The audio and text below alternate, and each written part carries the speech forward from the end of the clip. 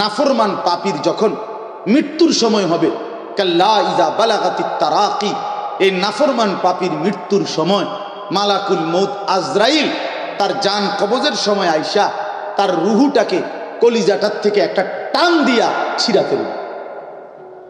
সরাসরি হাদিস আছে, এই ছিঁড়ে ফেললে রুহুটা আইসা কণ্ঠনালীর কাছে আটকাইয়া যাবে, গলার এখানে। আমরা যেরকম গলা আটকাইয়া যায়, কিছু বাইর হইতে চায় না, আল্লাহর নবী বলেন এই কণ্ঠনালী থেকে নাফরমানের রুহুটা বের হতে চাইবে না। তখন মালাকুল মউত আজরাইল, নবীজি বলেন, এই কণ্ঠনালী থেকে রুহুটা ধইরা টাইনা হেসরাইয়া ছিঁড়া ভিড়া এরপরে বাহির করা। এরকম নির্মম মৃত্যু, এমন জঘন্য মৃত্যু হলো কেন? কোরআন শরীফে আল্লাহ বলেন এরকম রুহু ছিঁড়া বাহির করবে কাদের? আল্লাহ তাআলা বলছে ফালা সাদ্দাকা ওয়ালা সাল্লা। কেন এমন নির্মম মৃত্যু হলো? কেন এত কষ্ট পেল জান কবজের সময়? কারণ ফালা সাদ্দাকা ওয়ালা সাল্লা, এক নম্বরে আমি আল্লাহরে বিশ্বাস করে নাই, দুই নম্বরে ওয়ালা সাল্লা, এবং নামাজ আদায় করে নাই।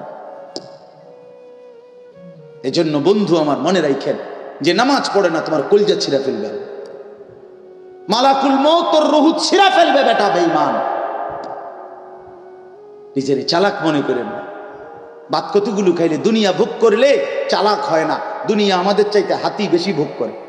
হাতি একদিনে 250 কেজি খাবার খায়, 90 লিটার পানি পান করে। একটা বাঘ চিড়িয়াখানার মধ্যে স্বাভাবিকভাবে এক বেলা 20 থেকে 25 কেজি গোশত খায়। একটি তিমি এক বেলা 200 শক্ত সামর্থ্য পুরুষ যে পরিমাণ খাবার খায়, ওই পরিমাণ খাবার তিমি এক ঢোকে, মানে এক লোকমায় খায়।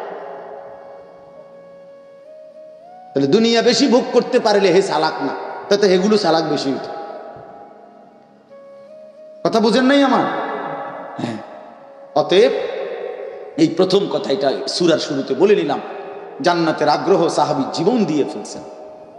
আমাদের মধ্যেও জান্নাতের আগ্রহ থাকা চাই। জান্নাতের আগ্রহ যার মধ্যে আছে, তো সে জান্নাতে যাওয়ার জন্য আমল তো করবে নাকি?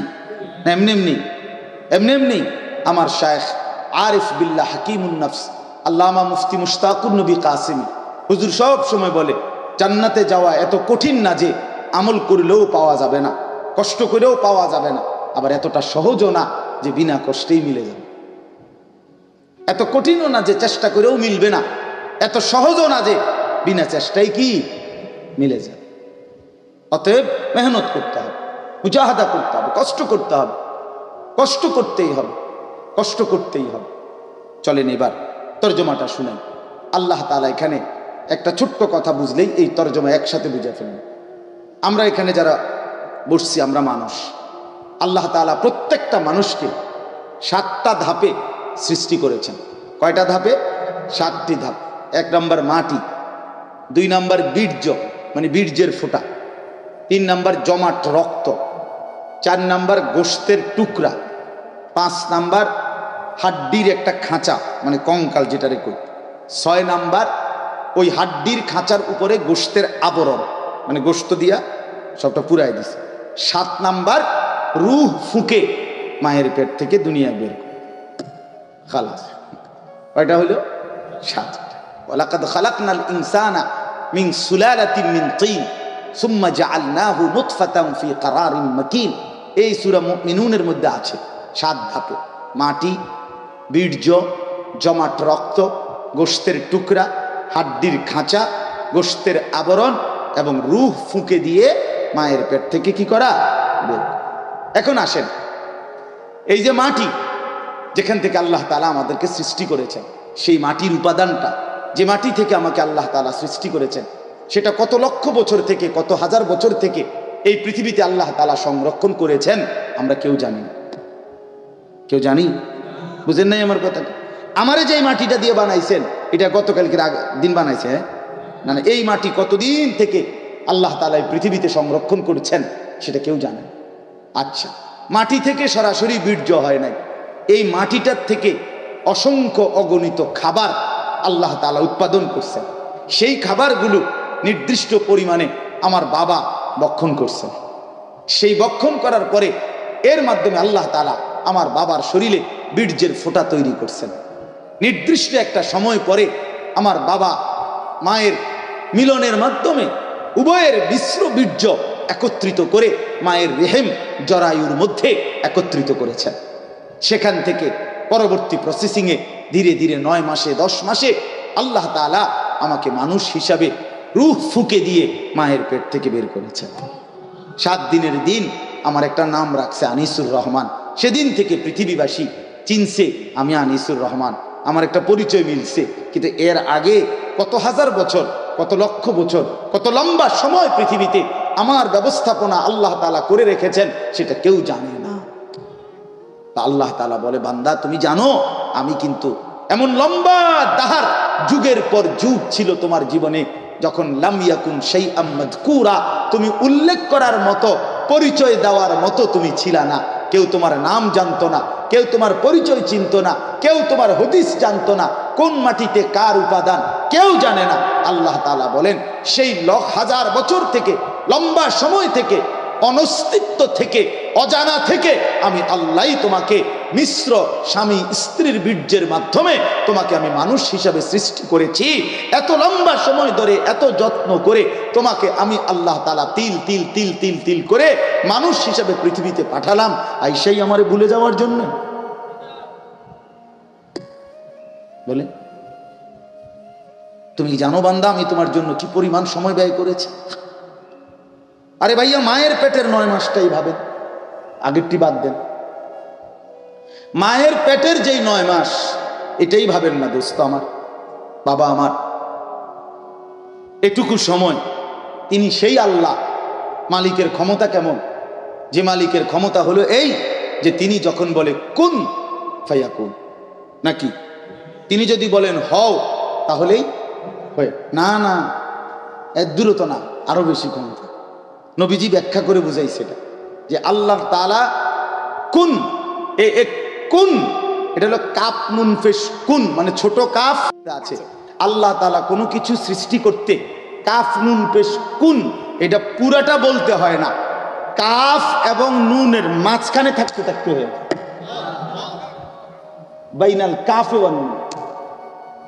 হও না, না, হ এবং ও এর মাঝখান দিয়ে হয়েছে। হও কইতে হয় না, পুরা শেষ করতে হয় না। কুন এটা পুরাটা বলতে হয়।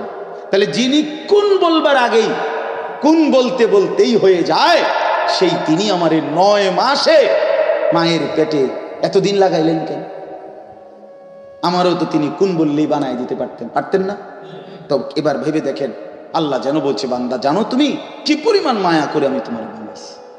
1 দিন না, 2 দিন না, 9টা মাস লাগাইয়া তোমার আমি সাজাইছি। নাক, চোখ, হাত, পাও, এই চমৎকার দেহ আমি আল্লাহ বানিয়েছি। কোনোদিন কাউকে জিজ্ঞেস করি নাই। কোনো মা, আপনারা সবাই নিজেদের মাকে জিজ্ঞেস করেন যে মা 6 মাসে তোমার পেটে যখন আমি 6 মাসের ছিলাম, কোনোদিন আল্লাহ জিজ্ঞেস করছিনি যে মা আজ তোর ছেলের নাক লাগাবো, কোনান দিয়া লাগাইতাম মা? আজ তোর ছেলের কান লাগাবো, কোনখান দিয়া লাগাইতাম? রব্বুল আলামিন বলে ফি আইয়ি সূরাতিন মা শাআ রাক্কাবাক, আমি আমার মতো করে যেমনটা চেয়েছি আমি আমার বান্দার আকৃতি দান করেছি। এটা আল্লাহ তাআলার সৃষ্টি। তো আল্লাহ তাআলা বলেন হাল আতা আলাল ইনসানি হিনুম মিনাদ দাহর লাম ইয়াকুন শাইআম মাযকুরা, বান্দা তোমার উপর দিয়ে লম্বা একটা সময় অতিবাহিত হয়েছে যখন তুমি শাইআম মাযকুর, উল্লেখ করার মতো কোনো বস্তু ছিলে না, পরিচয় দেওয়ার মতো, জানার মতো, চিনার মতো কিছুই তুমি ছিলা না। অতঃপর একদিন ইন্না খালাকনাল ইনসানা মিন নুতফাতিন আমশাজ, আমশাজ মানে হলো মিশ্র বীর্য, অর্থাৎ একটি সন্তান জন্মগ্রহণ করতে স্বামীর বীর্য আছে, স্ত্রীর বীর্য আছে, স্বামী স্ত্রী উভয়ের মিশ্র বীর্য থেকে আমি আল্লাহ মানুষকে সৃষ্টি করেছি। এরপরে ধীরে ধীরে সৃষ্টি করে মায়ের পেট থেকে বের করে এনেছি। এবার আল্লাহ তাআলা বলে তুমি জানো বান্দা, এই লম্বা সময় ধরে তোমারে আমি সৃষ্টি করে 9 মাস মায়ের পেটে রেখে এরপরে পৃথিবীতে পাঠাইলাম। কেন পাঠাইলাম? কেন পাঠাইলাম? তুমি বইয়ে বইয়ে ভাত খাইবা, এই জন্য, ঠিক না? বইয়ে বইয়া বন খাইবা, চা দিয়া ভিজাইয়া, আর বিড়ি খাইবা। আর বই হবে আলু সব পেঁয়াজ ভাই। এই জন্য আল্লাহ বানাইছেন আমাদের। হাই হাই, কেমনে বললে বুঝতেন, কেমনে বললে বুঝতেন? আল্লাহ তাআলা বলেন নাবতালিহি, আমি বান্দা তোমাকে বানিয়েছি পরীক্ষা করার জন্য। কি করার জন্যে? পরীক্ষা করার। আবার বলে, শেষ করে দিচ্ছি, আর 5টা মিনিট লাগবে না। নাবতালিহি, কিসের জন্য?